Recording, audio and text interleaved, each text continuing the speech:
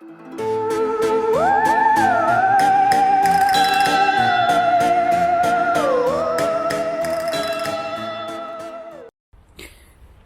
morning, everybody. I'm in Greenacres, looking for the grave of one of the architects that built Werneth Firestation. And I just noticed, well, I've noticed this a lot. You know, I'm always moaning about something. So there's two things that have either happened here, and I suspect it's the latter of what I'm going to say. So this gravestone here has been toppled over, and as you can see, it's impossible to see what's written on it, right? So either someone's toppled it, some kids at night running through, or the council have basically laid it down. And I think it's the council, and I'll tell you why. See that string that's round it there? That's what they tie on to give people notification that they're going to drop the stones. And what really gets me going about this, you can't even read. It's not like they've shown any morsel of respect. They've just literally just toppled it over. So I'm not saying it's definitely them, but it's funny how it's got a string attached into it, really. And then we've got another one here where the cross has actually been removed from the top of the stone. Physically removed. As you can see, it's got like a metal stake in it. So that's been removed. And this person, oh, this is interesting. I'll find out who this person was. James Dunkley of Watersheddings House. He died March the 2nd, 1886. Let me show you at stone. 1886 in his 51st year. And also his wife, his relict, his wife Sarah. She died in 1880. In 61. Daughter is in there as well. And Gartside's made this. Gartside's made so many bloody stones. It must have been loaded. Anyway, so there's that one, and then this is the one that really bugs me. Another one that's been toppled. Can you see it? This beautiful monument here, toppled over, pulled apart, and left. And the worst thing about this, again, where the actual inscription is on the grave, can't see it. Just been left, and it's literally, I couldn't probably possibly try and turn that over, so it'll stay like that now. And the other thing is as well, it's just the mess, just a disgusting mess. But look around, grave after grave toppled. Gets right on my wick, it does. This is William Blackett Haig of Hill Street. Just gone past Hill Street. It's near you know where B&M is. It's just down there. Oh, I'm on one today, aren't I? Just really irritates me. Anyway, I don't think we're going to find what we come for. And I'll tell you why. Because, well, one, it could literally be one of these graves that they decided to leave turned over. And two, I tried to find it sometime before. I know I did. And I wasn't successful. So, I wanted to show you this view, though. How beautiful is that? Look at that. Look at that. I've been ranting for 4 minutes, everyone. Should we get to the video? And you know what I'm going to do? You know what I'm going to do in the summer? I'm going to come here in the summertime. Oh yeah, Joseph Stott of Queen's Road.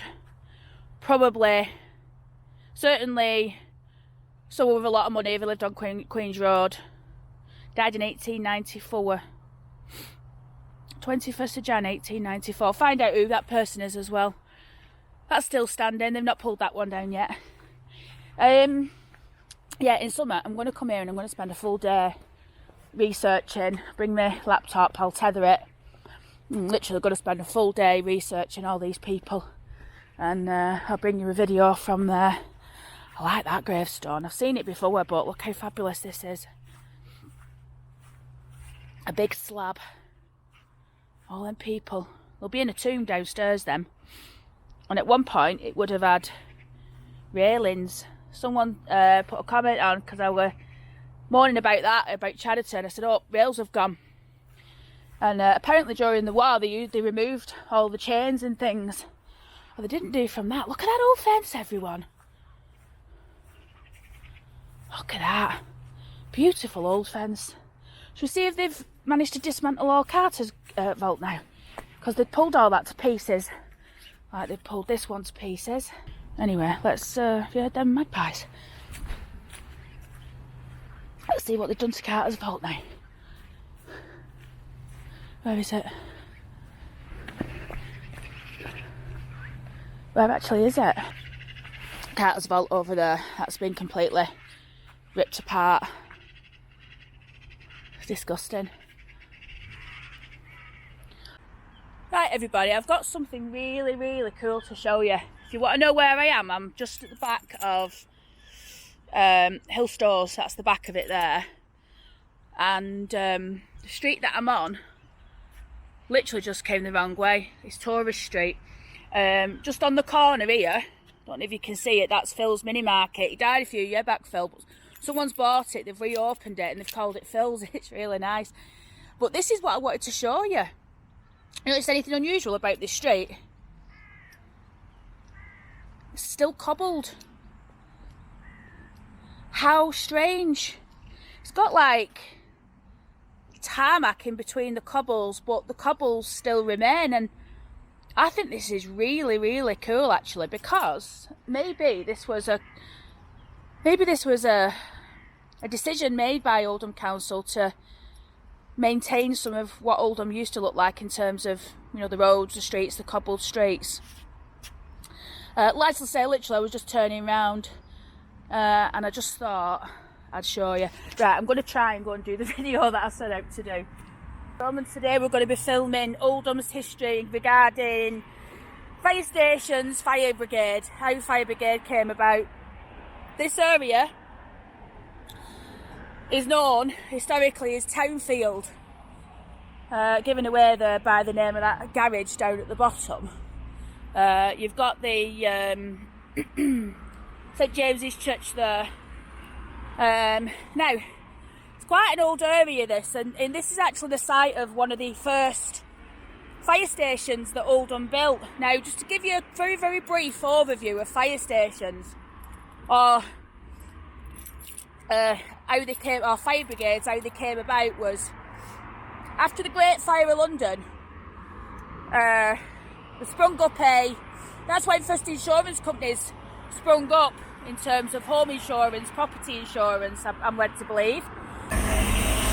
Anyway, these insurance companies started springing up, and obviously what they needed to do, they needed to offer some form of protection. Obviously they didn't want to pay out, so they formed their own fire brigades. And how it'd work is, if you had insurance with these people and your house got set on fire, you'd have like a ticket outside your house, like a marker, and you could only get that fire brigade to come. But the problem is that at that particular point in time, there weren't any cars, everything was horse-drawn. So if your house were burning down, you'd have to run to the fire brigade headquarters, wherever it might be. In this instance, in Oldham, the first one that we had was in the Townfield area, which is somewhere along here. And what they would do is they would come with the horse and cart and hopefully put your house out before it had burnt to the ground. So here was the first one for Oldham. What we're going to do now, we're going to go over to Ascroft Street and Clegg Street, and I'm going to tell you about the history there. Right, everybody, I'm sure you recognise where I am. We're actually on Ascroft Street. Now, Ascroft Street, I firmly believe, is named after Robert Ascroft, who was MP of Oldham. It's got a statue in Alexander Park. It's the other statue, not the John Platt one. Anyhow, just to give you an idea of where I am, you've got the Spindles there, and you've got Town Square Shopping here, which has been here since 70s, I think. Where this actually stands, or could it be here? No, I'm pretty sure it's here. Someone put me straight if that's not the case. In fact, yeah, I'm talking complete nonsense. Over the back of the Spindles there, where the Spindles is, that's where St Peter's used to be. I'm not talking necessarily, well, I am talking St Peter's Shopping Centre, but I'm talking about St Peter's Church, the church that stood there for many moons and got pulled down and the bodies exhumed. Some got took to the tip, some got reburied. But anyway, the reason why we're here is Ascroft Street was the sign. It was actually the corner of Ascroft and Clegg, I believe, where it was the headquarters for Oldham Fire Brigade. This is where they worked from. I can't remember the name of the two superintendents that run it, but it was a very serious business. And did you know that the Oldham Fire Brigade was also part of the police's responsibility? So the police did the fire did the police, etc. And then back here, this is the back of, the Prudential building. It's actually for sale still. I don't know who's going to buy that.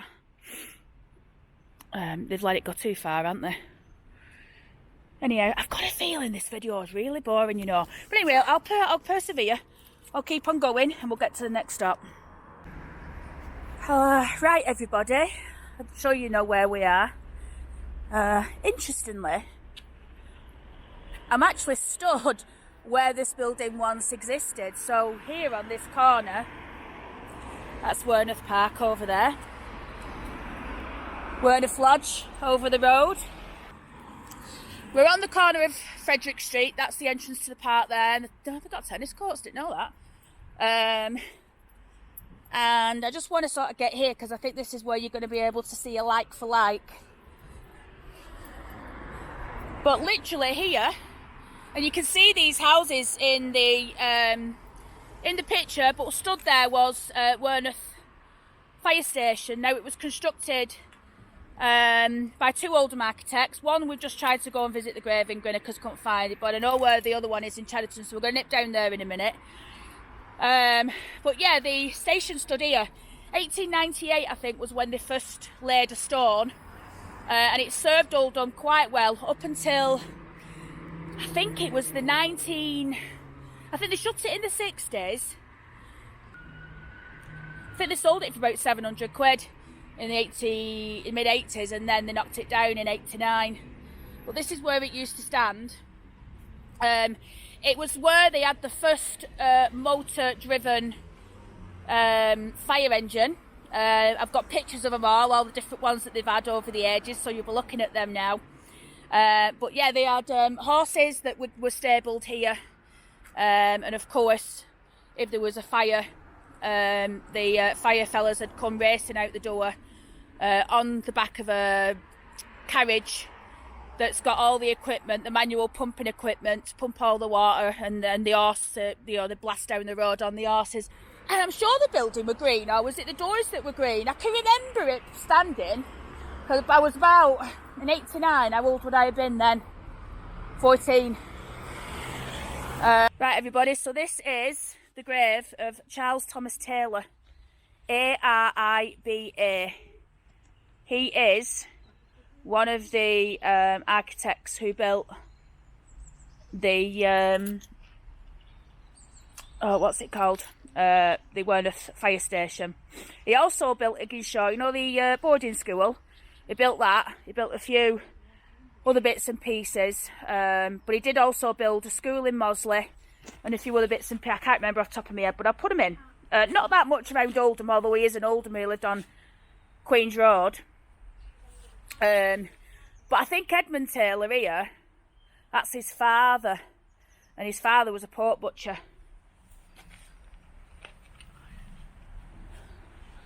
So there you go.